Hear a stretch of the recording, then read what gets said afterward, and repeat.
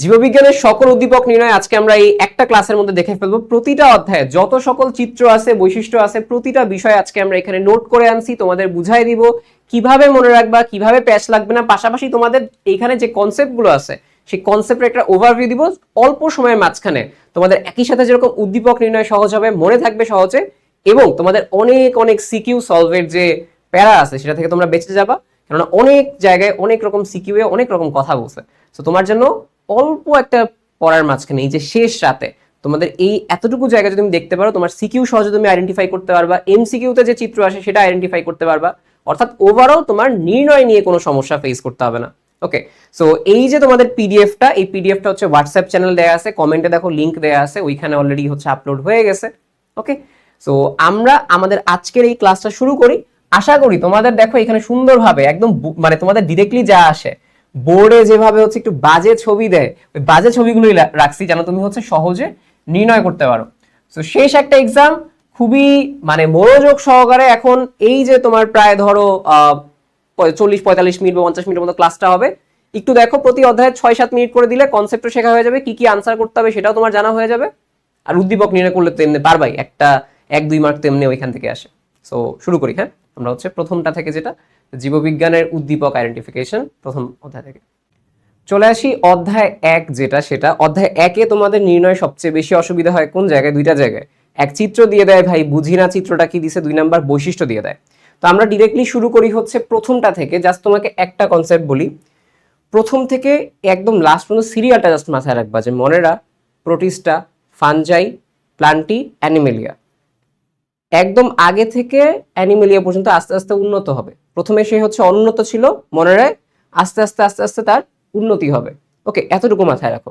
এখন তাহলে দেখো আমরা এই যে প্রথম যে জিনিসটা বলতেছি সেটা হচ্ছে কোনটা? জীবন পাঠে উদ্দীপক যদি চিত্র না আসে, নর্মালি কি দেয়া থাকবে? এককোষী। তুমি জানো ভাই, একা একা বসবাস করা এটা কি একটা অনুন্নত বৈশিষ্ট্য। ওকে, ফিলামেন্টাস, ফিলামেন্টাস মানে একজন আরেকজনের সাথে এরকম গঠিত হয়ে ফিলামেন্ট বা একটা লম্বা নালীর মতো গঠন করছে। তাহলে এরকম একজন একজনের সাথে লাইগা থাকে কারা? উন্নতরা না, ফিলামেন্টাস। এবং হচ্ছে কলোনিয়াল, মানে কি একসাথে তারা হচ্ছে বাস করে, কলোনি তৈরি করে থাকে, কলোনিয়াল জীব। ঠিক আছে, আমি এই জায়গা থেকে দেখলে বুঝবো কি এটা সবচেয়ে অনুন্নত, এটা হচ্ছে মনেরা, এটা হচ্ছে মনেরা।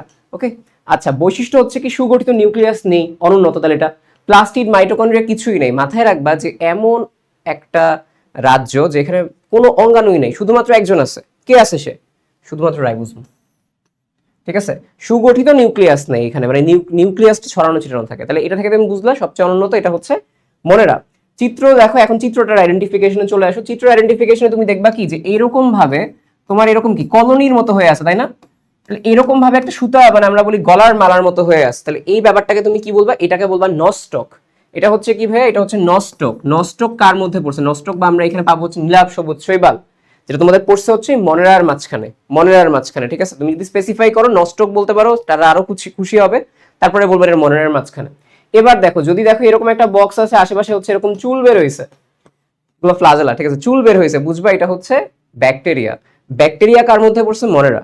তো বলবা এটা ব্যাকটেরিয়া, ব্যাকটেরিয়া মনেরার মাঝখানে পড়ছে। তাহলে দেখো এই যে চুলের অংশ বের হয়েছে, এটা হচ্ছে কি? এটা হচ্ছে আমার কাছে ব্যাকটেরিয়া, বা এটা মনেরার মধ্যে পড়ছে। এটা দেখো, এটা সেম জিনিস। তো চিত্র খুবই বাজে ভাবে আঁকে, কিছু করার নাই। এখন আসো হচ্ছে এই যে উদ্দীপক নির্ণয়, এটা কি বললাম? মনেরার রাজ্যের মাঝখানে পড়ছে। উদ্দীপকে এবার দেয়া থাকবে কি, যে আরেকটু উন্নত হয়েছে। দেখো, এককোষী বা বহুকোষী, মানে কি এক থেকে সে দুইয়ে গেছে, এক থেকে সে দুইয়ে গেছে। তার মানে 2 নাম্বারটা কি? প্রোটিস্টা। সুগঠিত নিউক্লিয়াসের কাছে থাকবে, এবং এর কাছে অঙ্গাণুগুলোও থাকবে, যে কোষে সকল অঙ্গাণু থাকে এখানে। এইগুলা মেইনলি দেয়, এইটা মেইনলি এককোষী বা বহুকোষী। এবং পরের কথাটা বলবে তোমাকে, এখানে খাদ্য গ্রহণের শোষণ বা ফটোসিনথেটিক পদ্ধতি ঘটে। মানে ও দুইটাই করতে পারে, শোষণও করতে পারে, ফটোসিনথেসিসও করতে পারে। কে? এটা 2 নাম্বার, দুইটা কাজ করতে পারে, হয় শোষণ তাহলে ফটোসিনথেসিস। তাহলে 2 নাম্বার হচ্ছে প্রোটিস্টা আছে আমার কাছে। ঠিক আছে, আর এ বাদে তো সবার নিউক্লিয়াস আছে। আমি তোমাকে এখানে কনসেপ্টটাও বলে দিচ্ছি। এবার আসা হচ্ছে এইখানে কি কি পাবা। এরকম যদি এব্রো থেব্রো কোনো শেপ না দেখো, বুঝবা এটা অ্যামিবা, অ্যামিবা প্রোটিস্টার মাঝখানে পড়ছে।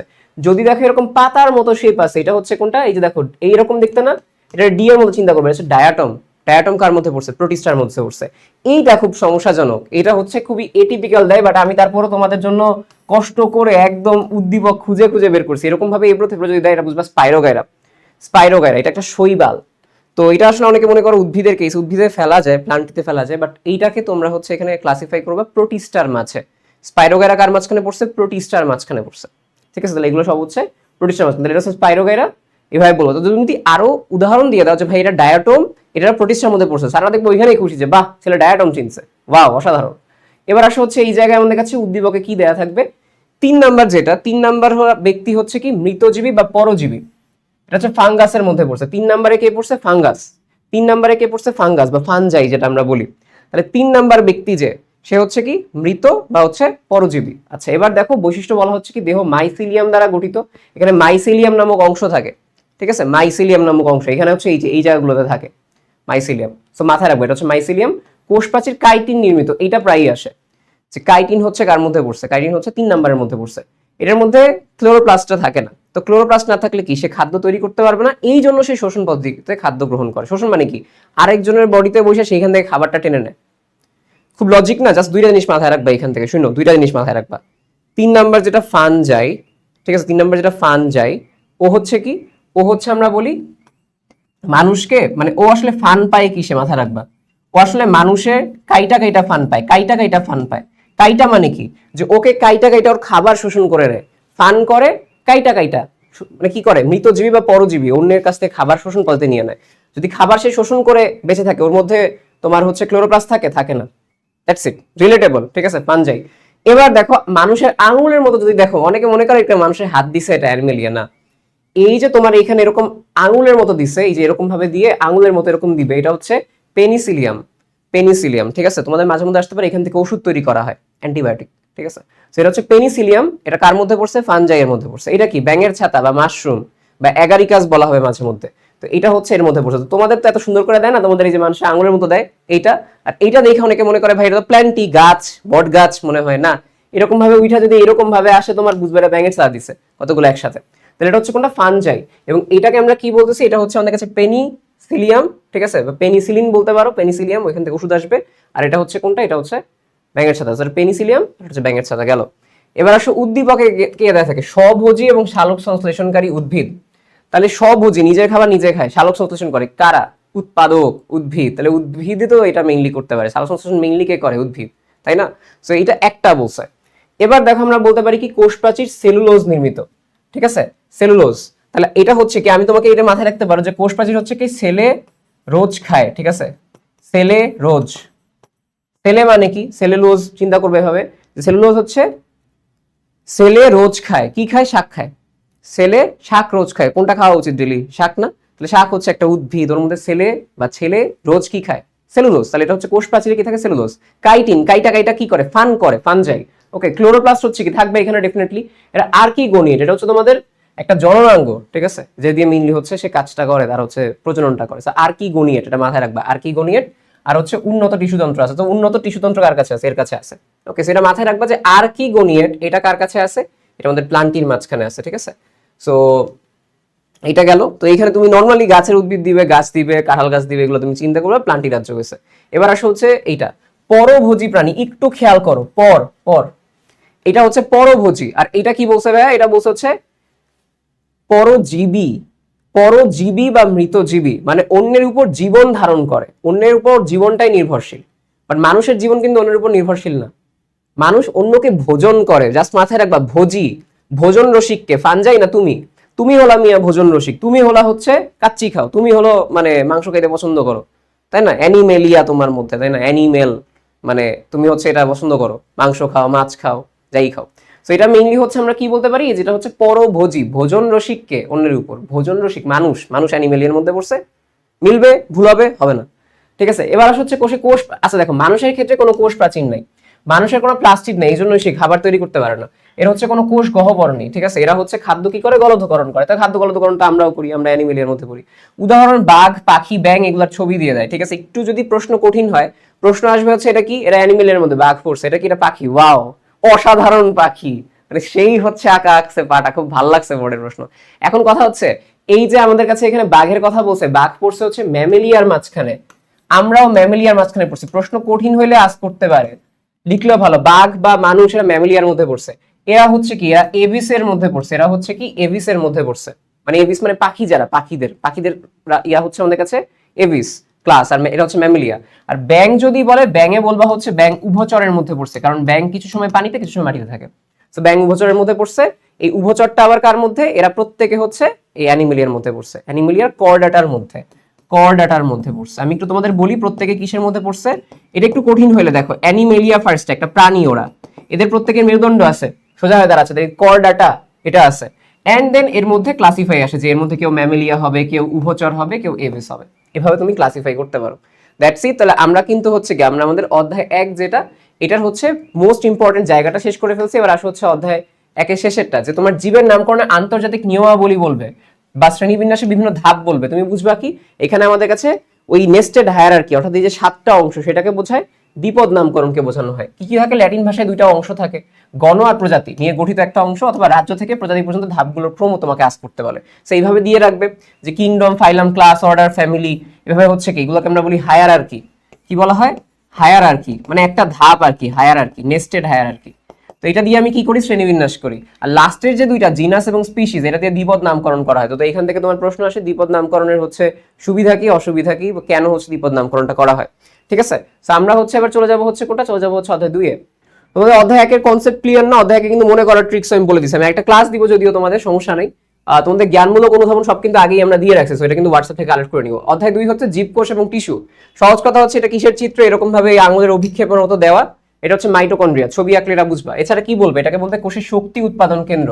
শক্তি, মাইটি, মাইটোস মানে হচ্ছে শক্তি আছে ওর কাছে। মাইটোস দিয়ে আসলে তোমার সুতাকে বুঝায়, বাট তুমি মনে রাখবে এইভাবে। বৈশিষ্ট্য কি কি থাকতে পারে? দ্বিস্তরীয় আবরণী, ভেতরের স্তর ভাঁজ হয়। দেখো ভেতরের স্তর ভাঁজ হলে এরকম আঙুলের মতো হবে না, এটা একটা ইউনিক বৈশিষ্ট্য। ক্রিস্টি, ক্রিস্টি আমি কি বলছিলাম যে কষ্ট, মানুষ যখন এই আঙুলের মতো ভাঁজ দিয়ে তোমাকে থাপ্পড় দেয় তখন তোমার কষ্ট লাগে, ক্রিস্টি। ওকে, সেই হচ্ছে কথা। তারপরে কি থাকবে? এই যে দানাগুলো থাকে এগুলোকে বলা হয় অক্সিজম। ওকে, সো গায়ে অক্সিজম থাকে। তাহলে এইগুলা দ্বিস্তরীয় আবরণ দিয়ে তুমি বুঝবা না, ভেতরে ভাঁজ হয়, অক্সিজম, ক্রিস্টি, এগুলোর কথা বলতে বলবে। শক্তি উৎপাদন খুব গুরুত্বপূর্ণ, আর এইটা বলবে। সো যেগুলো গোল করতেছে এগুলো বেশি আসে। উদ্দীপকে আর কি দেয়া থাকে? খাদ্য তৈরিকারী অঙ্গাণু। খাদ্য তৈরি করে কে? Plastid, chloroplast. বর্ণ গঠনকারী এরা কে করে? এটা বলবা প্লাস্টিড, এখানে ক্লোরোপ্লাস্ট বলবা না। বর্ণ গঠন বলতে সবুজ দেয়, বাট বর্ণ গঠনকারী হচ্ছে আরেকটা, বাট তুমি প্লাস্টিড বলবা। খাদ্য সঞ্চয়কারী অঙ্গাণু হচ্ছে কোনটা? প্লাস্টিড। তাহলে খাদ্য তৈরি থেকে শুরু করে কালার দেয়, আবার হচ্ছে খাদ্য সঞ্চয় করে কে? প্লাস্টিড। তারপর দেখো সৌরশক্তিকে আবদ্ধ করে শর্করা জাতীয় খাদ্য তৈরি করে, যে খাদ্য তৈরি করে প্লাস্টিড। সবুজ রঙের কোনটা? ক্লোরোপ্লাস্ট বলা হয়। ঠিক আছে, আর যদি রঙিন হয়, যে বললাম বিভিন্ন কালার হলে সেটাকে বলা হয় ক্রোমোপ্লাস্ট। কি বলা হয়? ক্রোমোপ্লাস্ট। তুমি জাস্ট নর্মালি একটু চিন্তা করবা যে আমরা যখন বলি ক্রোম, ঠিক আছে, আমরা যখন ক্রোমের কথা বলি, যে গুগল ক্রোম, CHROME, তাহলে এই ক্রোমের মাঝখানে কি দেখতে? ক্রোমে বিভিন্ন কালার দেখি না? তুমি জাস্ট একটু দেখো, আমার এখানে গুগল ক্রোমটা ওপেন আছে কিনা আমি জানি না। এই যে দেখো, এই যে গুগল ক্রোম নিচে আছে, এই যে এইটা দেখো, এটা হচ্ছে কি এরকম কালারফুল না? ঠিক একইভাবে এই জন্য বলা হয় ক্রোম মানে কালার। তো রঙিন যেগুলো এগুলোকে বলা হয় ক্রোমোপ্লাস্ট। ঠিক আছে, আমি হচ্ছে কি বলবো এটাকে? এটাকে বলবো হচ্ছে আমাদের কাছে ক্রোমোপ্লাস্ট। ওকে, আচ্ছা। সো গ্রানা এবং স্ট্রোমা থাকে, এই যে এক একটা আমরা বলি যে মানে কি বলে এটাকে, তোমার হচ্ছে কয়েনের স্তূপ, এটাকে একসাথে গ্রানা বলা হয়। একটা কয়েনকে বলা হয় থাইলা কয়েন। স্ট্রোমা থাকে, স্ট্রোমা মানে মাঝখানের যে জায়গাগুলো, সেটা সৌরশক্তিকে আবদ্ধ করে শর্করা তৈরি করে। সো ডেফিনেটলি ক্লোরোপ্লাস্ট, এটা ক্লোরোপ্লাস্ট, এটা কার মধ্যে পড়ছে? প্লাস্টিডের মধ্যে। That's it. উদ্দীপকে কি দেয়া থাকে? 3 নাম্বারটা দেখো, যে উদ্ভিদের সরল টিস্যু বলা হয়, যেটা খাদ্য তৈরি করে, সঞ্চয়ে দৃঢ়তা প্রদান করে। ঠিক আছে, আচ্ছা। সো বিভিন্ন কাজ করে। সরল টিস্যুর মধ্যে আমাদের জানি কি কি থাকে? Parenchyma, collenchyma, sclerenchyma. আচ্ছা, সেটা বিভিন্ন বৈশিষ্ট্য আছে। তোমাকে যদি বলে পাতলা কোষ প্রাচীর এবং আন্তঃকোষীয় ফাঁকা থাকে এখানে, এটাকে বলা হয় কোনটা? প্যারেনকাইমা। ঠিক আছে, এখানে কি থাকে? কোষ প্রাচীরটা একদম পাতলা থাকে। কোষ প্রাচীরটা কি থাকে? পাতলা থাকে। তো চিন্তা করবা এখানে আমাদের প্যারেন্ট কাইমা, প্যারেন্ট মানে হচ্ছে কি বাবা মা। ওকে, প্যারেন্ট হচ্ছে কি বাবা মা।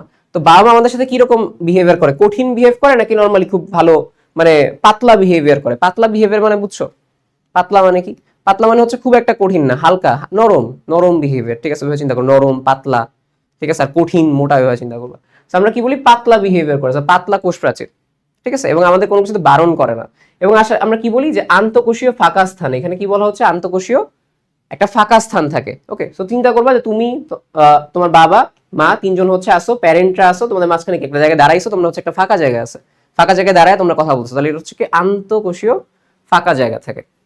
ঠিক আছে, আমি জাস্ট নর্মাল ওয়েতে বলতেছি, এটা লজিক্যালি দেখাইলে লাস্ট মোমেন্টে না দেখাইলে আমি আরো লজিক্যালি তোমার যেতাম, বাট মনে রাখবে এইভাবে। অসমভাবে পুরু, যেরকম আমার ক্ষেত্রে এটা মনে রাখতাম কি, অনেকে এটা থাকবে না, আমি একটু হ্যাংলা পাতলা না, আমি মনে রাখতাম আমার বাবা মা সারাদিন আমারে বলে যে তুই তো না খাইতে খাইতে পাতলা হয়ে গেছস, না খাইতে খাইতে শুকায় গেছস, কবে মোটা হবি তুই? ঠিক আছে, কবে মোটা হবি? এই হচ্ছে কথা। তো আমি ওই দিয়ে মনে রাখতাম পাতলা কোষ প্রাচীর এটা। এবার কথা হচ্ছে অসমভাবে পুরু কোষ প্রাচীর, এটা হচ্ছে কোনটা? কোলেনকাইমা। অসমভাবে পুরু হচ্ছে কোনটা? কোলেনকাইমা। যদি মৃত বলে, পুরু প্লাস মৃত, এটা হচ্ছে স্ক্লেরেনকাইমা। ঠিক আছে, এটা হচ্ছে কোনটা? স্ক্লেরেনকাইমা। সো পুরু কোলেন, মৃত হচ্ছে কি স্ক্লেরেন। ওকে, সো একটু দেখো, একটু চিত্রটা দেখো ফার্স্টে। এই যে দেখো এটা হচ্ছে গোল আছে, মাঝখানে দেখো একটু ফাঁকা আছে, দেখছো মাঝখানে একটু ফাঁকা আছে, একটু দেখো জুম করি, দেখো এই জায়গাগুলো একটু ফাঁকা আছে। তো এটা ফাঁকা দেখছো, নিউক্লিয়াস দেখছো, এটা হচ্ছে কি, এটা হচ্ছে আমাদের প্যারেনকাইমা, প্রাচীর ফাঁকা স্থান আছে। এবার দেখো তো এই যে এইটা আর এটার মধ্যে ডিফারেন্সটা বুঝো, যে এইটা তোমার হচ্ছে কোনো ফাঁকা জায়গা নেই, দেখো এই একটা কোষ আর এই একটা কোষ, এর আবার নিউক্লিয়াস আছে। আবার এদের ক্ষেত্রে দেখো এদের মধ্যে মোটা মোটা করে দেয়া আছে, দেখো ডাবল লেয়ার দেয়া আছে, মানে বেশি পুরু। প্লাস এটার মধ্যে দেখো মাঝখানে কোনো নিউক্লিয়াস দিছি আমি দেই নাই। তাহলে দেখো যদি ফাঁকা স্থান না থাকে এবং নিউক্লিয়াস থাকে, এটা হচ্ছে কোলেনকাইমা। ফাঁকা স্থান নাই, পুরু এবং হচ্ছে কি নিউক্লিয়াসও নেই, এটা হচ্ছে স্ক্লেরেনকাইমা। স্ক্লেরেনকাইমা মানে স্টোন আর কি, পাথরের মতো হয়ে গেছে, ওর কোনো জীবন নাই, মৃত হয়ে গেছে। ওকে, সো এটা হচ্ছে কি, এইটা হচ্ছে প্যারেনকাইমা, এটা হচ্ছে কোলেনকাইমা, স্ক্লেরেনকাইমা। ঠিক আছে, আই হোপ ক্লিয়ার। কোনাগুলো পুরু বলছে বলা হচ্ছে অত্যন্ত যদি পুরু হয় তখন সেক্ষেত্রে কি যেটা, এই জন্য ডাবল লেয়ার করছি এখানে আমরা। এবার বলা হচ্ছে উদ্দীপকে কি দেয়া থাকে, দেখো উদ্দীপকে পানি পরিবহনকারী টিস্যু বলা হয়। পানি মানে হচ্ছে জাইলেম, পানি মানে হচ্ছে জাইলেম। আর খাদ্য পরিবহন কে করতেছে, খাদ্য তৈরি করতেছে প্লাস্টিক, সেটাকে বিভিন্ন জায়গায় নিয়ে যাচ্ছে হচ্ছে ফ্লোয়েম। ঠিক আছে, ফ্লোয়েম, তাহলে জাইলেম আর ফ্লোয়েম। তো বলা হচ্ছে কোনটা, যে এখানে বৈশিষ্ট্য বলা হয় যে নলাকার মৃত প্রান্তীয় প্রাচীর গলে গিয়ে দীর্ঘ ফাঁপা নলের সৃষ্টি হয়। ঠিক আছে, একটা লম্বা ফাঁপা নল দিতে পারে, যেরকম এইটা আসলে দেয় তোমাদের মেইন যে এস, দেখছো এস দিছে, একটা ফাঁপা নল দেখছো। এটা এটা হচ্ছে কি ওই ডোনাল্ড ট্রাম্প বা অন্য কারো চুলের স্টাইলের মতো, তোমাদের আমি চিত্রের ভিডিওতে আঁকাইছি যে এরকম আসে, একটু চুলের মতো এরকম উঠে তারপরে আবার যায়, একটু আসে চুলের মতো নামে আবার একটু যায়, সেরকম চুলের স্টাইল। সো এটা হচ্ছে কোনটা, পানি দিয়ে তুমি চুল ঠিক করতেছো, পানি দিয়ে চুল ঠিক করতেছো, এটা হচ্ছে কোনটা আমরা বলি ভেসেলের মধ্যে পড়ছে। এই যে একটা সরু নল প্রাচীর গলে রেখে, এটা হচ্ছে ভেসেল, এটা কার মধ্যে পড়ছে, জাইলেমের মাঝখানে। আর এই যে অংশটা, এটা হচ্ছে জাইলেমের বিভিন্ন অংশ, এটা হচ্ছে জাইলেমের বিভিন্ন অংশ। মোটা যেটা, মোটা আর হচ্ছে ছোট থাকতে পারে জাইলেমের অংশ। ঠিক আছে, মেটাজাইলেম প্রোটোজাইলেম দুইটা অংশ হচ্ছে বলা হয়, ছোটটাকে বলা হয় প্রোটো, পরেরটাকে বলা হয় মেটাজাইলেম। জাস্ট মাথায় রাখো এটা জাইলেমের অংশ। এই ফিগারটা জাইলেম, যে এটা চিন্তা পারলেই হবে তোমার। বড় ফাঁকা থাকে, ছোট ফাঁকা থাকে, বড় আর ছোট এরকম দুটো ফাঁকা স্থান থাকে, শেষ। আবার যদি তুমি এইখানে আসো, এই যে এবার দেখো তো এই যে চুলের মতো তুমি দেখছো না, এরকম ভাবে দিছে চুলের মতো, তাহলে চুলের মতো দেখা মানে হচ্ছে কোনটা, ভেসেল। এই যে জাইলেম ভেসেলের কথা বলা হয়েছে, এই যে এ নাম্বারটা ভেসেল, বি নাম্বারটা ট্রাকিড। এইটা ট্রাকিড না, এই ট্রাকিড বোঝাই যায় না, সেই জন্য একে দিছে। খুবই এটিপিক্যাল একটা কেস, এটা ট্রাকিডের মধ্যে পড়ছে। এটা সেম ভাবে এটা হচ্ছে ট্রাকিডের মাঝখানে পড়ছে, যেরকম এস শেপের মাঝখানে, যেটা আমি তোমাদের দেখাইছি, তোমাদের আমি এটা আগেও চিত্রের ক্লাসে দেখাইছি। এবার চলে আসা হচ্ছে কোনটা, যে উদ্দীপকে আর কি থাকে। উদ্দীপকে যদি এরকম কোষ থাকে, একটু দেখো তো, এই যে এরকম, এটাকে বলা হয় ফ্লোয়েম, এরকম হয় ফ্লোয়েম টিস্যু। ফ্লোয়েম টিস্যুর প্রত্যেকটা অংশ দেখো, এটা হচ্ছে ফ্লোয়েম প্যারেনকাইমা। এইখানে যে একটা এক্সট্রা একটা কোষ থাকে, এটাকে বলা হয় সঙ্গী কোষ। সঙ্গী কোষের পাশে একদম সরু একটা নল থাকে, এই যে দেখো এখানে কোনো কোষ নেই, এবার একটা নল থাকে, এটাকে বলা হয় সিভ নল। একটা নল পাইছো ভেসেল, বুঝছো, একটা নল পাইছো ভেসেল, যেটা গলে গিয়ে সৃষ্টি হচ্ছে। আরেকটা হচ্ছে এখানে কি থাকতেছে, আরেকটা এখানে পাচ্ছি হচ্ছে আমরা সিভ নল, এই পুরোনোটাকে বলা হয় সিভ নল। এবং এখানে কি করে, উদ্ভিদের খাদ্য পরিবহনকারী টিস্যু। খাদ্য পরিবহন করে কে, তৈরি না, খাদ্য পরিবহন করে ফ্লোয়েম। ফ্লোয়েম, ঠিক আছে, যদি চিন্তা করো ফল, ফল, ঠিক আছে, ফল হচ্ছে খাদ্য, খাদ্যটা তাহলে পরিবহন করতেছে। ঠিক আছে, আর জাইল দিয়ে চিন্তা করবা ডাইল, ডাইল হচ্ছে পানি, পানি মানে হচ্ছে কি পানি পরিবহন করতেছে। তুমি যে কোনো একটা মনে রাখো, যে হয়তো মনে রাখো, আমি ফ্লেমটা মনে রাখতাম। ঠিক আছে, এবার দেখো বলা হচ্ছে কোনটা, চালনির মতো সিভ প্লেট থাকে। এই যে সিভ নলটা আছে না, এই সিভ নলের মাঝখানে এরকম ভাবে কিছু প্লেট থাকে, এটাকে সিভ প্লেট বলা হয়, তাহলে সিভ নল। এগুলো ফ্লোয়েম প্যারেনকাইমা, সঙ্গী কোষ, সিভ নল, পুরোটাকে আমরা ফ্লোয়েম বলতেছি। তো এখানে বলা হচ্ছে পরিণত কোষে নিউক্লিয়াস থাকে না, সঙ্গী কোষ থাকে। ঠিক আছে, তাহলে এই যে পরিণত যখন আসবে তখন এখানে নিউক্লিয়াসটা আমার থাকবে না, কিন্তু সঙ্গী কোষ, এই যে সঙ্গী কোষটা হচ্ছে এখানে থাকবে। ঠিক আছে, পরিণত কোষে এখানে নিউক্লিয়াস থাকবে না। এটাকে এইভাবেও দিতে পারে গোল্লা করে, যেরকম গোল্লা করবে এইখানে একটা সঙ্গী কোষ দিবে, দেখো একটা এক্সট্রা টিউমারের মতো লাগাইছে, সঙ্গী কোষ দিবে, মাঝখানে এরকম ফুটা ফুটা থাকবে, এটা ফ্লোয়েমকে ইন্ডিকেট করে, ফ্লোয়েমকে ইন্ডিকেট করে। ঠিক আছে, ফ্লোয়েম সিগন্যাল, ফ্লোয়েম। উদ্দীপকে কি দেয়া থাকে, মেরুদণ্ডী প্রাণী হৃৎপিণ্ড গঠনকারী টিস্যু। হৃৎপিণ্ড গঠন করে কোনটা, হৃৎপেশি। ঠিক আছে, হৃৎপেশি দেখতে কি এরকম, এরকম লম্বা থাকে, আর এটা শাখা, আমরা বলি কি শাখা থাকবে। এখানে কি থাকে, এখানে থাকে হচ্ছে আমাদের কাছে ইন্টারক্যালেটেড ডিস্ক। এই কথাগুলো চিন্তা করো, শাখান্বিত আড়াআড়ি দাগ যুক্ত, এই যে দেখো আড়াআড়ি দাগ আছে, ইন্টারক্যালেটেড ডিস্ক থাকে, ইন্টারক্যালেটেড ডিস্ক। আর মাঝখানে তো এখানে মায়োফাইব্রিল গুলো থাকবে, চিত্রের ভিডিওটা আমরা এটা তোমাদের বলছি, সো এটা দেখলে তুমি বুঝবে এটা হচ্ছে কার্ডিয়াক পেশি। এবার আসলে উদ্দীপকে কি দেয়া থাকে, প্রাণীদেহে উদ্দীপনা গ্রহণ এবং হচ্ছে পরিবহনের একক। তাহলে উদ্দীপনা মানে সেন্স নিছে কে, পরিবহন করছে কে, এটা করছে হচ্ছে আমাদের নিউরনটা। তাহলে নিউরনটা আমরা জানি, নিউরনটা এখানে আসবে, যে এখানে কি কি থাকবে, এই যে নিউরনটা। তোমাকে বলতে পারে কোষ দেহ আছে, একজন আছে, ডেনড্রন আছে, যে কোষ দেহ আছে, এখানে একজন আছে, এইদিকে ডেনড্রন আছে, তাহলে তুমি বুঝতে পারছো সেটা নিউরনের ক্ষেত্রে। এটা সক্রিয় সেন্ট্রিওল না থাকায় বিভাজিত হতে পারে না। খুব গুরুত্বপূর্ণ, তোমাদের মাঝে মধ্যে ক্ষতেও আসে, যে এমন একটা আমাদের হচ্ছে একক বা এমন একটা টিস্যুর পার্টে এমন একটা কোষ আমাদের, যেটা হচ্ছে কি, যেটা হচ্ছে আমাদের সেন্ট্রিওল নাই। সেন্ট্রিওল না থাকলে কি অ্যাস্টারসি হয় না, বিভাজন হয় না।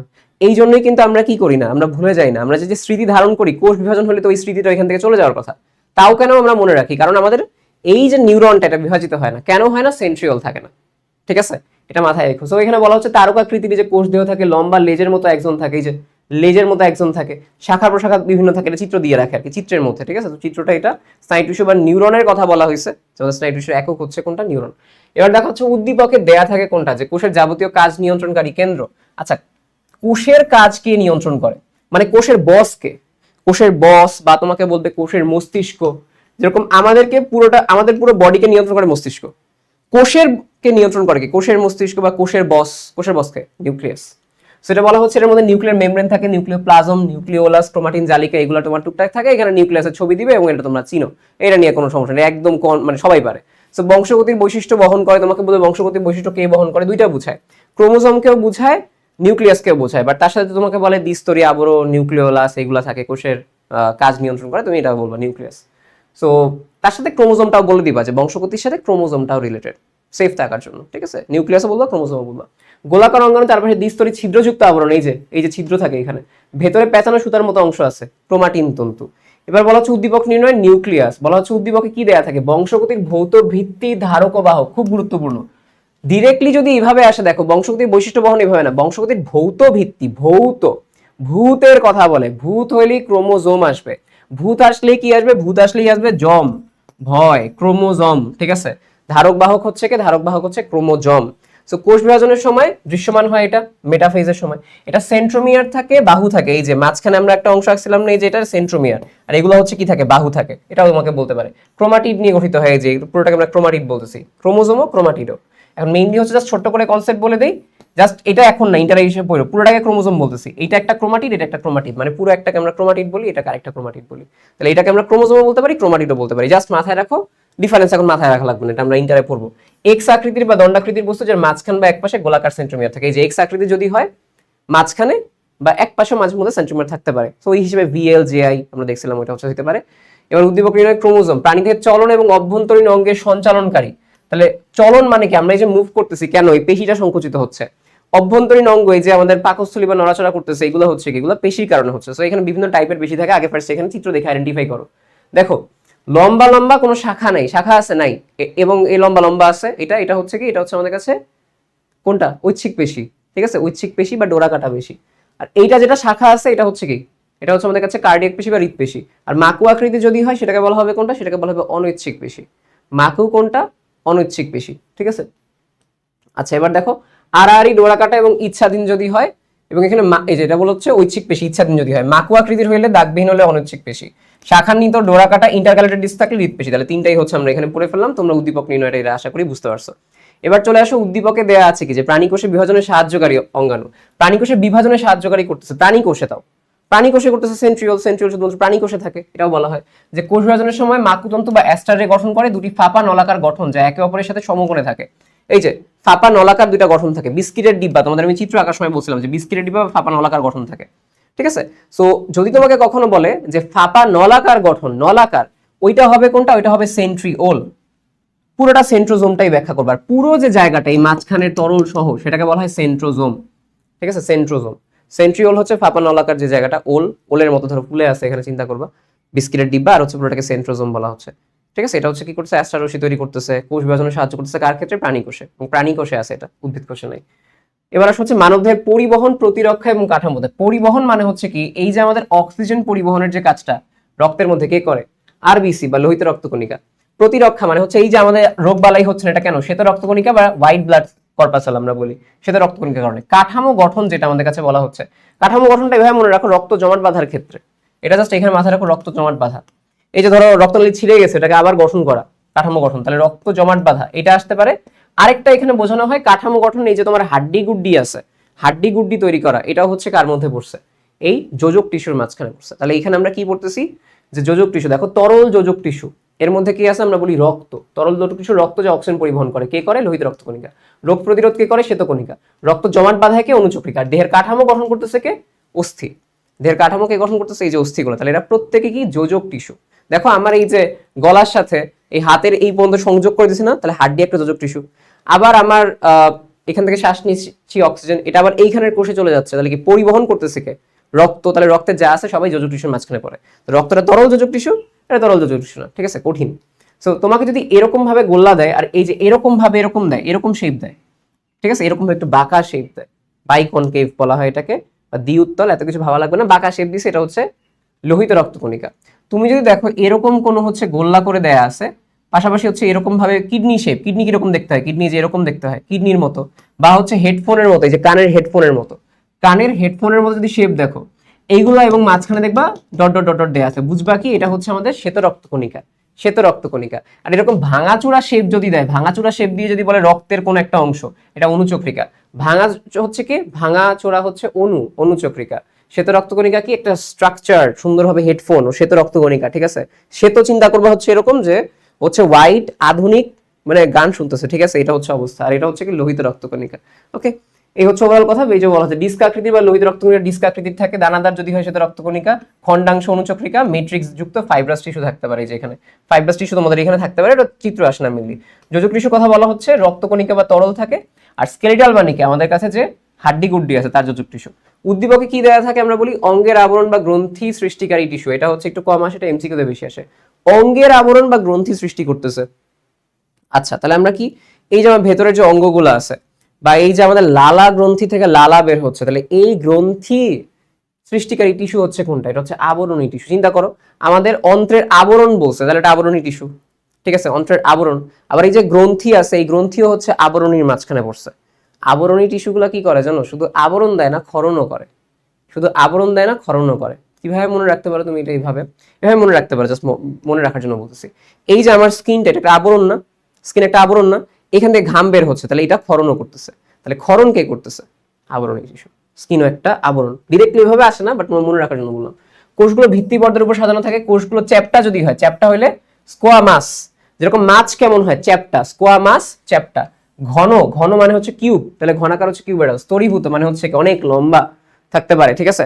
সরি, তোমার হচ্ছে স্তরীভূত বলতে অনেক লম্বা হলে কলামনার বলা হয়, স্তরীভূত মানে কি অনেক লেয়ার থাকতে পারে, অনেক লেয়ার, এটা হলো স্ট্র্যাটিফাইড। ওকে, চ্যাপ্টা ঘনকাকৃতির একাধিক স্তরে যদি হয় আমরা বলা হয় স্ট্র্যাটিফাইড আবরণী, স্ট্র্যাটিফাইডটা বেশি আসে। উদ্দীপক নির্ণয় কোনটা, আবরণ টিস্যু। তাহলে ক্ষরণ বুঝলে বুঝবা কি আবরণ টিস্যুর কথা বলছে। এবার আসা হচ্ছে কোষের প্যাকেজিং অঙ্গাণু। দেখো কোষের প্যাকেজিং যদি বলে, প্যাকেজিং হচ্ছে গলগি বস্তু, ঠিক আছে, বা গলজি বস্তু, যেটাই তুমি বলো গলজি বস্তু। প্যাকেজিং এর কথা যদি বলে, প্যাকেজিং গলজি, ঠিক আছে। তো মাথায় রাখবা যে একজন ব্যক্তি যে হচ্ছে তোমার কোম্পানিতে কাজ করে বা তোমার হচ্ছে ইন্ডাস্ট্রিতে কাজ করে, তার নাম হচ্ছে গলজি। ওনাকে তুমি কি বলো, গলজি। যে ওই যে ইন্ডিয়া যেরকম বলে আর কি, জি একটা ইয়া লাগায়, সাহেব জি, এইসব। তো গলজি, গলজি সাহেব প্যাকেজিং করে। ওকে, সো প্যাকেজিং, গলজি প্যাকেজিং। আচ্ছা, বৈশিষ্ট্য হচ্ছে কি চ্যাপ্টার থলির মতো সিস্টারনি। তোমাদের আমি চিত্রের সময় বলছিলাম যে এরকম ভাবে লম্বা লম্বা নৌকার মতো যদি থাকে, এটাকে বলা হয় কি সিস্টারনি। কেন, এরকম দুইটা করে ধরো একসাথে আছে, সিস্টার দুইজনে, মাঝখানে এরকম গোল্লা গোল্লা থাকে, এগুলোকে বলা হয় ভেসিকল, কলের মতো পাইপের মতো মুখ থাকে। তাহলে ভেসিকল এবং এটা থাকলে আমরা কি বলবো, গলজি বডি। দেখো ও কি করতেছে, এইটাকে প্যাকেজিং করতেছে। ওকে, সো ভেসিকল দিয়ে করতে নিঃসরণ প্রোটিন সঞ্চয় করে, গলজি বস্তু পরপর সাধারণ চ্যাপ্টা থলি থাকে, গোলাকার ভেসিকল থাকে, গলজি বস্তু। এগুলো খুব কঠিন আসলে বা হচ্ছে এমসিকিউ তে আসে, বাট তুমি পারবা, আমি বললাম না সিকিউ প্লাস এমসিকিউ। জীবাণু ধ্বংসকারী, জীবাণু ধ্বংস মানে হচ্ছে কোনটা, জীবাণু ধ্বংস মানে হচ্ছে লাইসোজোম, ঠিক আছে। জীবাণু ধ্বংস করে কে, লাইসোজোম। সো ফ্যাগোসাইটোসিস প্রক্রিয়ায় জীবাণু গিলে ফেলা বা হচ্ছে ধ্বংস করে, এবং গোলাকার থলির মতো থাকে। এটা মেইনলি এরকম গোলাকার থাকে, তোমাদের মাঝে মধ্যে চিত্রেই যে এরকম দেয়, এরকম ভাবে দিতে পারে, চিত্র কম দেয়, বাট তোমাকে মেইনলি বৈশিষ্ট্য বলে। লাইসোজোম হচ্ছে কি, জীবাণু ধ্বংস করে, লাইসোজোম। ওকে, সেবার আসা হচ্ছে কোষ বিভাজন। কোষ বিভাজনের প্রারম্ভিক পর্যায়ে কেসে তোমাকে যদি বলা হয় নিউক্লিয়াসটা আকারে বড় হয়, ক্রোমোজোমগুলো পানি বিয়োজন করে মোটা এবং খাটো হতে থাকে। সো ফার্স্টে হচ্ছে চিন্তা করবে এইভাবে, প্রথম ধাপে যা হয় বা প্রথম দুইটা ধাপে যা হয়, লাস্টের ধাপে আবার একই জিনিস হয়। প্রথম দুইটা ধাপে যা হয়, লাস্টের একটা ধাপে তার উল্টা জিনিস হয় আর কি। তো প্রথমে কি হবে, পানি আমরা বলি হচ্ছে কি বিয়োজন হতে থাকে, পানি সরতে থাকে, সরতে থাকলে আস্তে আস্তে মোটা খাটো হইতে থাকে। প্রোমেটাফেজ ধাপে হচ্ছে স্পিন্ডল যন্ত্র তৈরি হয়। মাথায় রাখবা স্পিন্ডল যন্ত্র কখন তৈরি হয়, প্রোফেজ না প্রোমেটাফেজে। প্রোফেজে হয় না, প্রোফেজে জাস্ট হচ্ছে কি আগে এরকম পেঁচানো ছিল, এখন আস্তে আস্তে তারা আলাদা আলাদা হয়ে দেখা যাচ্ছে তাদেরকে, মানে মোটা হচ্ছে, এটা আস্তে আস্তে বিলুপ্ত হয়ে থাকে।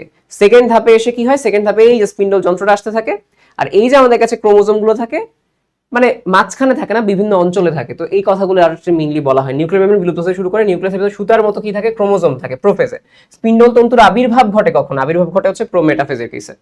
ওকে, এবার আসা হচ্ছে উদ্দীপকে কি দেয়া থাকে, ক্রোমোজোম গুলো স্পিন্ডল যন্ত্রের মাঝখানে থাকে, মাঝখানে বুঝতে বুঝবা মফর, মাঝখানে মফর মেটাফেজ, ঠিক আছে। তো বিষুবী অঞ্চলে, বিষুবী অঞ্চল মানে এইটা, আর এটা হচ্ছে মেরু।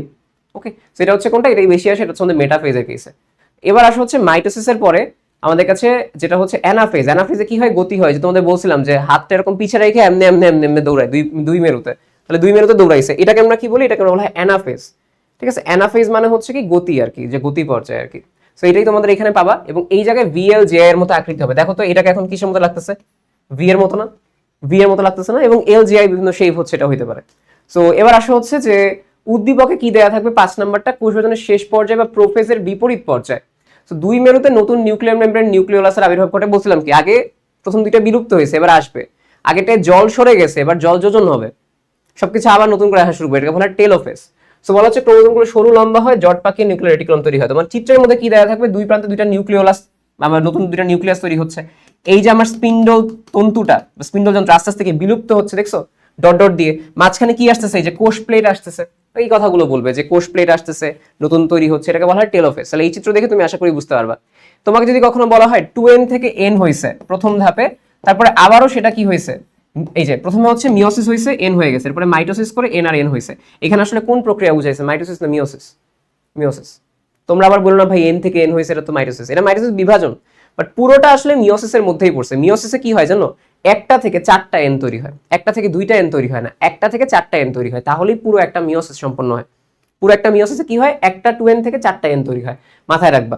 ওকে, সো জনন মাতৃকোষের, এটা হচ্ছে জনন মাতৃকোষের বিভাজন প্রক্রিয়া, বুঝো? জনন মাতৃকোষ, মাতৃকোষ তোমাদের আমি বলছিলাম, মাতৃকোষ যেখানে দেখবা বুঝবে এটা 2n।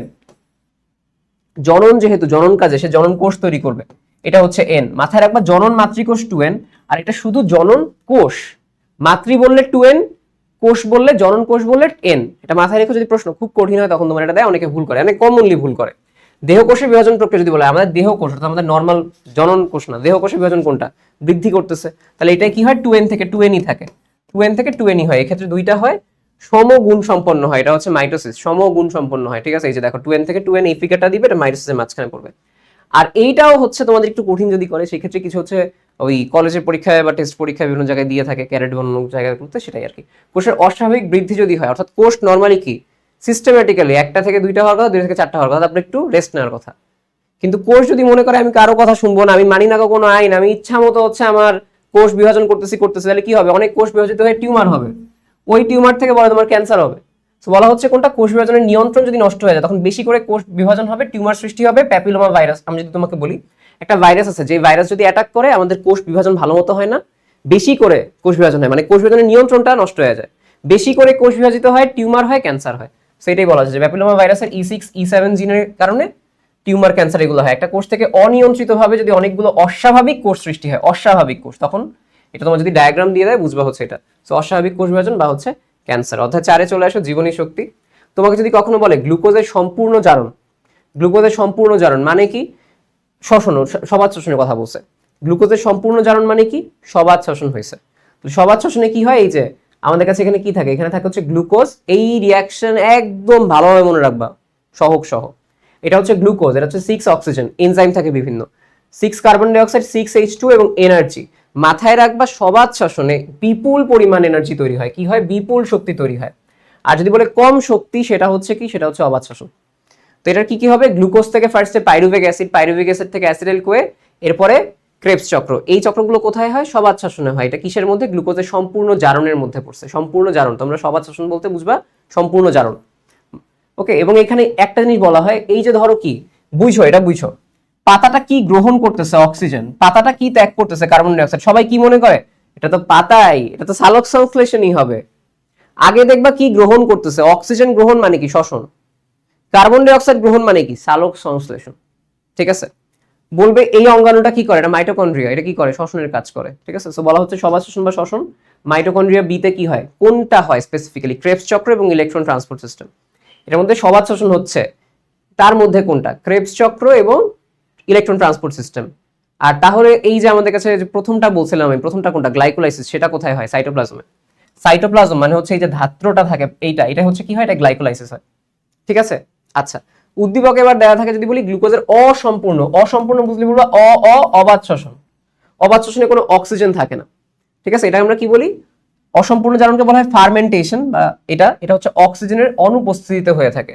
তো এইখানে কি হয় বুঝছো, এটা গ্লুকোজ C6H12O6, এখানে কোনো অক্সিজেন নাই, এটা ভেঙে এটাকে কি বলা হয়, দুইটা কার্বন ইথ, OH আছে অল, দুইটা ইথানল, দুইটা কার্বন ডাই অক্সাইড আর এনার্জি তৈরি হয়, ethanol carbon die oxide energy. কিংবা এখানে ইথানল না তৈরি হয়ে ল্যাকটিক অ্যাসিডও তৈরি হতে পারে, দুধের মধ্যে থাকে, বুঝছো? ল্যাকটিক অ্যাসিডও তৈরি হতে পারে। সো ইথাইল অ্যালকোহল বা lactic acid, carbon die oxide তৈরি হবে, সামান্য শক্তি হয়। তোমাকে বলবে এই যে শ্বসনটা এটা কোথায় দেখা যায়? ইস্ট এবং ব্যাকটেরিয়াতে হচ্ছে দেখা যায়, ইস্ট এবং ব্যাকটেরিয়াতে দেখা যায়। ইস্ট ব্যাকটেরিয়া মানে এগুলো আদি অক্সিজেন গ্রহণ করতে পারে না ভালোভাবে, ঠিক আছে? ইস্ট ব্যাকটেরিয়াতে। সবার শ্বসনের এই কেসটা গেল। এবার চলে আসা হচ্ছে উদ্দীপকে কি দেওয়া থাকে? জৈব মুদ্রা। জৈব মুদ্রার কেসে আমরা কি বলতে পারি? জৈব মুদ্রা মানে এটিপি, জৈব মুদ্রা বা শক্তি মুদ্রা তৈরির প্রক্রিয়া। এটা কি হয়? তোমাকে এই রিয়াকশনটা বলতে পারে যে এটিপি কিভাবে তৈরি হয়। এডিপি থাকে, তার সাথে ইনঅর্গানিক ফসফেট পিআই, আইপি, ঠিক আছে? পিআই দিয়ে লেখা হয় এটাকে মেইনলি। এটা কি সূর্যালোকের উপস্থিতিতে এটিপি তৈরি করে। তাহলে এই বিক্রিয়াটাকে কি বলা হয়? এটাকে বলা হয় ফটো ফসফোরাইলেশন, ঠিক আছে? কি বলা হয় এটাকে? Photo phosphorylation. তোমার হচ্ছে মেইনলি এই জিনিসটা এখানে আসবে। তো কিভাবে মনে রাখবা ফটো ফসফোরাইলেশন? আমি একটু লিখে দিই এটাকে, ফটো ফসফোরাইলেশন প্রক্রিয়ায়। এটা কি? ফটো মানে আলো, আলোর উপস্থিতিতে ফটো আমরা তুলতেছি, ফটো সানলাইট, এটার উপস্থিতিতে ফসফোরাইলেশন মানে ফসফেট যুক্ত করতেছি, ট্রান্সলেশন মানে ট্রান্সলেট করা, ফসফোরাইলেশন মানে ফসফেট যুক্ত করা, ইনঅর্গানিক ফসফেট এডিপির সাথে যুক্ত হয়ে এটিপি তৈরি হয়েছে। এটা ডাইফসফেট ট্রাইফসফেট, এর জন্য এডিপি থেকে এটিপি হয়েছে। সালফোনেশন প্রক্রিয়ায় উৎপন্ন গ্যাস প্রমাণের জন্য একটা পরীক্ষা করা হয়, আমরা বলি জলজ উদ্ভিদ হাইড্রেলা। এটা তোমাদের ওই ইয়ার মধ্যে পড়ছে, প্র্যাকটিক্যালের পার্টের মধ্যে পড়ছে। সূর্যালোকের সাহায্যে সালোক সংশ্লেষণ করে কে? হাইড্রেলা, এবং নির্গত অক্সিজেন গ্যাস টেস্ট টিউবের উপরিভাগে বুদবুদ আকারে জমা হয়। এটা আসলে কি প্রমাণ করে? যে সালোক সংশ্লেষণে অক্সিজেন তৈরি হয়েছে। ধরো আমি পানি নিলাম, এন্ড ওই উদ্ভিদটা কি করতেছে? অক্সিজেন তৈরি করতেছে। সেই অক্সিজেনটা কি হলো? এবার এই উদ্ভিদ আছে, ঠিক আছে, পানির মধ্যে আছে, তো উদ্ভিদটা অক্সিজেন তৈরি করলে কি হবে? এই অক্সিজেনটা উপরের দিকে আস্তে আস্তে বুদবুদ তৈরি করবে, এই হচ্ছে কথা। সো এখানে পানিপূর্ণ বিকার আর ফানেল টেস্ট টিউব দিবে তোমাকে, একটা পানিপূর্ণ বিকার দিবে, একটা টেস্ট টিউব দিবে, একটা উদ্ভিদ দিবে, বুঝবা যে এটা হচ্ছে ওই পরীক্ষাটা, যে সালোক সংশ্লেষণে অক্সিজেন বের হওয়ার প্রক্রিয়া, অক্সিজেনটা উপরে যাবে, বুদবুদ হবে। এটা আসে না, বুঝছো? এটা খুব একটা আসে না। আমি তারপর যেগুলো বলি একদমই যদি হার্ড হয় তাও যেন বুঝতে পারো, যেগুলো বেশি আসে এগুলো তো বলে দিচ্ছি। সবুজ উদ্ভিদের খাদ্য তৈরির রাসায়নিক সমীকরণ, এবার আসে সালোক সংশ্লেষণ, এটা আসে। এখানে রিয়াকশনটা আগে ফার্স্টে দেখো, এখানে রিয়াকশনটা দেখো, এই যে 6 অণু কার্বন ডাই অক্সাইড, 12 অণু পানি, এইটা সূর্যালোকের উপস্থিতিতে সানলাইট থাকবে, ক্লোরোফিল থাকবে, ঠিক আছে? সানলাইট থাকবে, ক্লোরোফিল থাকবে, এদের উপস্থিতিতে C6H12O6 মানে হচ্ছে কি গ্লুকোজ। 6 অণু পানি, 6 অণু কার্বন ডাই অক্সাইড, একদম ঠাটা মুখস্থ। এইটার একটা সহ মিস করা যাবে না।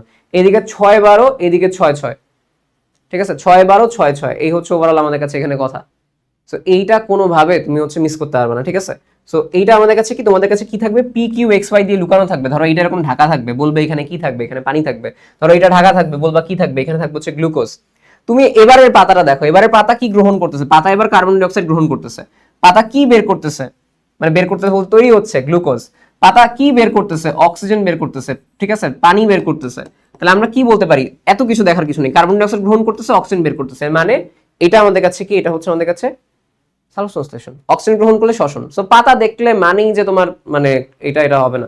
জীবের প্রজনন যদি বলা হয়, আমরা এবার চলে আসা হচ্ছে অধ্যায় 11 কেসে। সো তোমরা আশা করি হচ্ছে এতক্ষণ পর্যন্ত ব্যাপারগুলো বুঝতে পারছো সহজে। জীবের প্রজননে কি থাকে আমি তোমাকে বলি। বলা হয় উদ্ভিদের প্রজনন অঙ্গ। উদ্ভিদ যার সাহায্যে প্রজনন করে, কে? অঙ্গটা কি? ফল, সরি, তোমার হচ্ছে ফুল। ওকে। উদ্ভিদের যৌন প্রজননের প্রধান অঙ্গ কে করতেছে? ফুল। ওকে।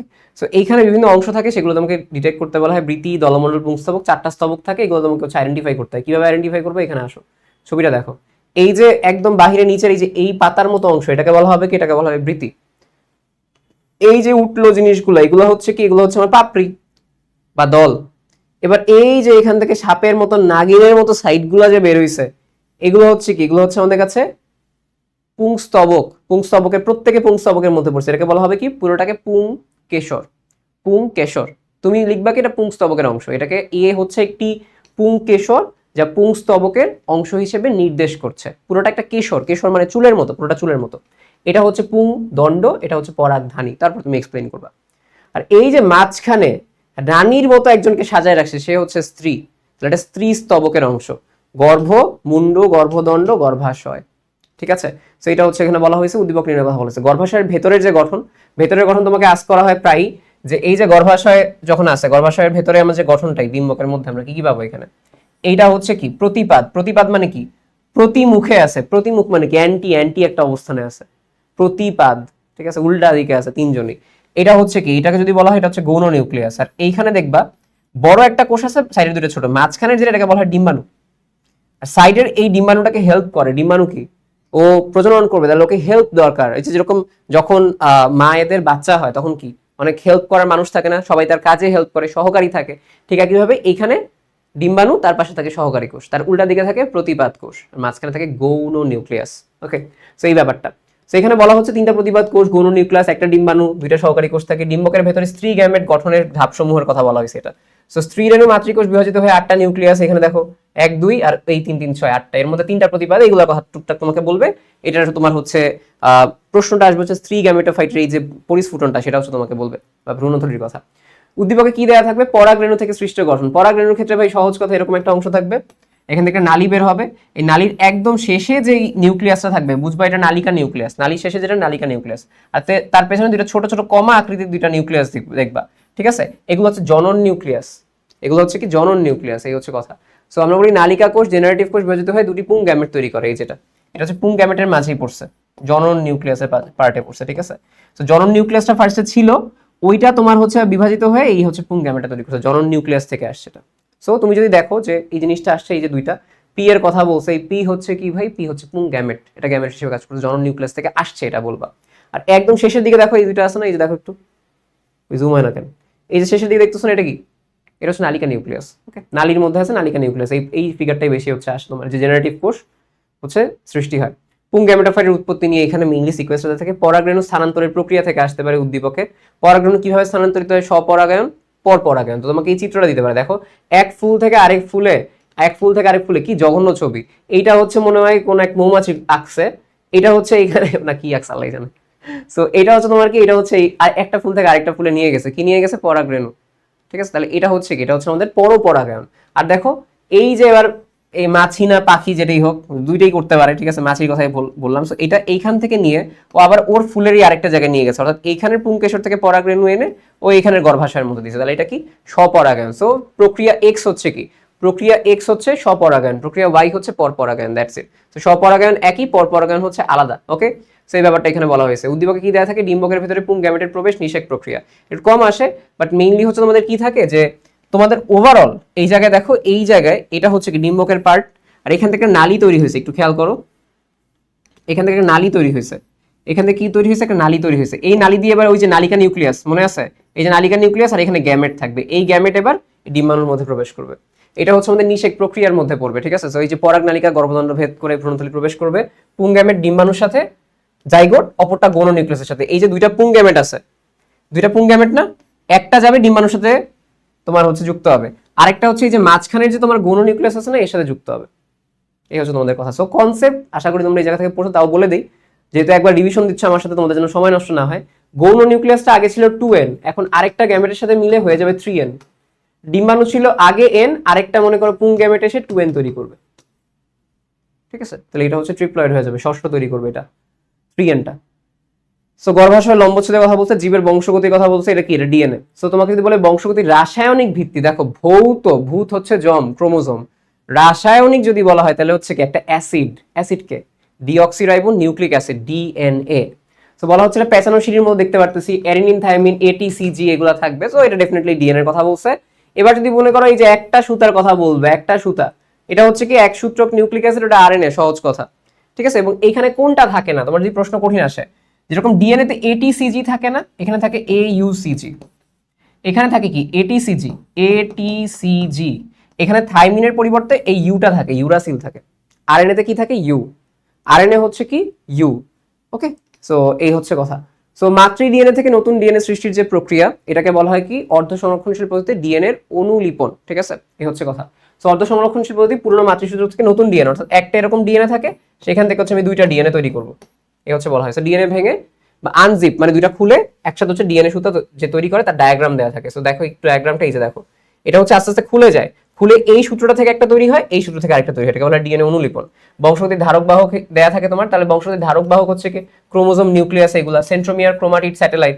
এই যে সেন্ট্রোমিয়ার থাকবে, এখানে হচ্ছে আমাদের কাছে কি থাকবে? পুরোটা আমরা ক্রোমাটিড থাকতেছে, স্যাটেলাইট থাকতেছে। ওকে, সেই বলা হচ্ছে। এবার উদ্দীপক নির্ণয়ের ক্ষেত্রে যদি বলা হয় যে লিঙ্গ নির্ধারণের সম্ভাবনা কার উপর নির্ভর করবে? লিঙ্গ নির্ধারণ কার সাথে?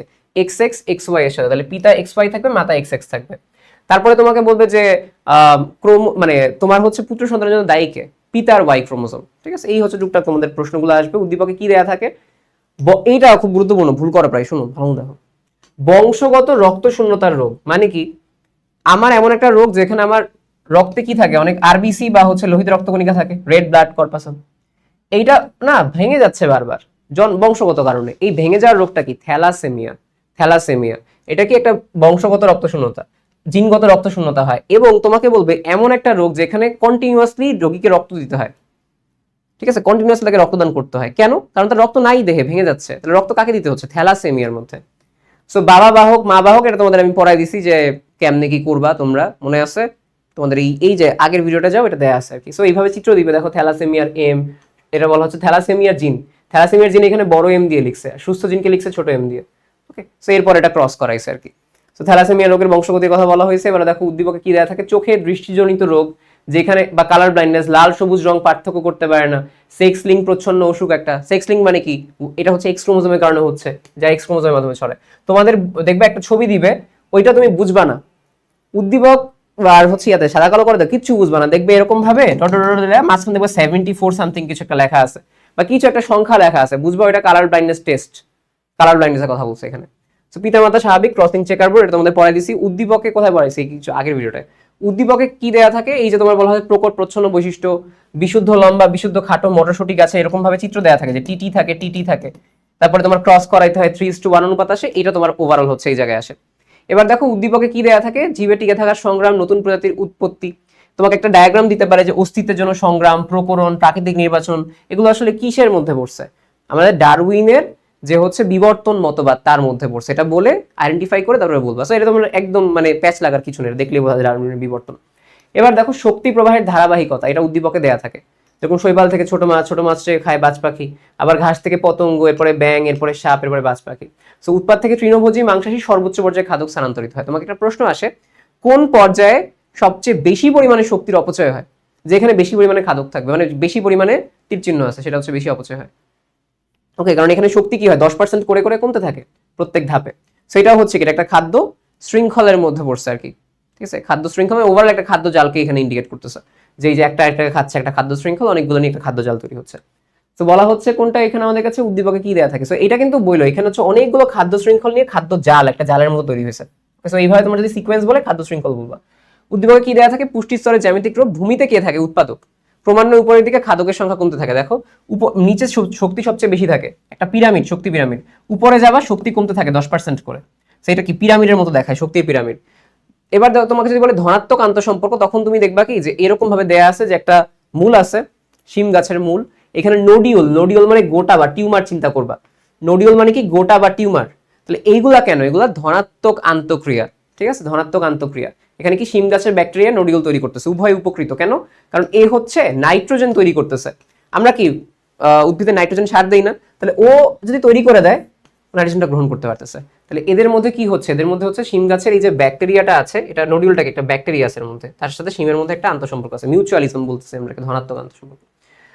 বাস্তুতন্ত্রের শক্তি ও পুষ্টির গতিপথের ভিন্নতার কথা বলা হয়েছে, যে সূর্য থেকে শক্তি আসে, তারপরে একমুখী ভাবে আসে। মানে মেইনলি আমি তোমাকে বলি, এখানে একটা চিত্র দিবে যে তোমার সূর্য থেকে উৎপাদকে আসবে, এরপরে তৃণভোজী সেটাকে খাবে, মাংস সেই প্রাণী তাকে খাবে, এরপরে হচ্ছে আস্তে আস্তে শক্তি ক্ষয় হবে এদের মধ্যে।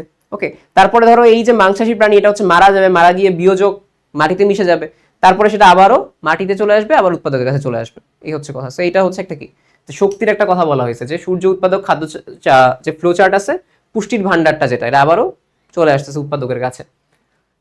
এই যে একমুখীভাবে প্রবাহিত হয়ে পরিবেশে বিলীন হয় সূর্য থেকে, কিন্তু পুষ্টি উপাদান উৎপাদক থেকে খাদক এবং বিয়োজকের মাধ্যমে পুনরায় মাটিতে বা পরিবেশে চক্রাকারে আসে। ঠিক আছে, তো শক্তি যেটা সূর্য থেকে আসতেছে, এটা একমুখী প্রবাহিত হচ্ছে। ঠিক আছে, এবং এটার মাঝে মাঝে শক্তি ক্ষয় হচ্ছে। কিন্তু যেটা পুষ্টি হচ্ছে কি, ওই প্রাণীটা মারা গেলে আবারও পরিবেশে ফেরত আসতেছে। এই হচ্ছে কথা। এটা হচ্ছে শক্তির ক্ষেত্রে আমরা দেখতে পাই কি, শক্তির একমুখী প্রবাহ, পুষ্টির চক্রাকার প্রবাহ। দেখো শক্তি কিন্তু একমুখী প্রবাহিত হচ্ছে। এই যে শক্তি কিন্তু একমুখী যাচ্ছে, একদিকে যাচ্ছে, আবারও যে এখানে শক্তি ব্যাক করতেছে এরকম না। কিন্তু এখানে যে পুষ্টি আছে মনে করো, এটার মধ্যে ওই পুষ্টি উপাদান, ধরো নাইট্রোজেন আছে, ফসফরাস আছে, এগুলো এর মধ্যে গেছে, আবারও সেটা পরিবেশে আসছে। তাহলে পুষ্টি কি করে? চক্রাকার। শক্তি কি করতেছে? একমুখী আছে। একটা স্বয়ংসম্পূর্ণ আদর্শ জলজ পরিবেশ বলা হয়। এখানে তোমার একটা পুকুর আইকা দিবে, পুকুরের মধ্যে অলমোস্ট সবই আছে। ঠিক আছে, এই যে পুকুরের মধ্যে একটা সব দিবে, ফাইটোপ্লাঙ্কটন আছে, মাছ আছে, বড় প্রাণী, ছোট প্রাণী, এগুলো বলা হয় যে একটা আদর্শ পুকুরের বাস্তুতন্ত্র। এটা দেখলে তুমি বুঝতে পারবা।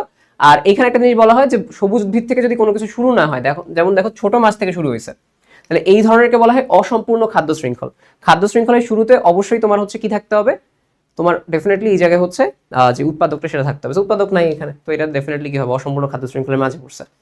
এবার ফাইনালি বৈশ্বিক উষ্ণায়নের কথাবার্তা বলা হবে, গ্রিন হাউস ইফেক্টের কথা বলা হবে, তখন সেক্ষেত্রে একটা গ্রিন হাউস আইকা দেওয়া হবে, কাচের একটা জায়গা যেখানে সূর্যের আলো প্রবেশ করে কিন্তু বের হয় না, তাই ভেতরে গরম হয়ে যায়। ঠিক একইভাবে পৃথিবীতে সূর্যের আলো প্রবেশ করে বের হইতে পারে না, গরম হয়ে যায়। সেক্ষেত্রে গ্রিন হাউস গ্যাসগুলো কোনটা, কার্বন ডাইঅক্সাইড এবং CH4।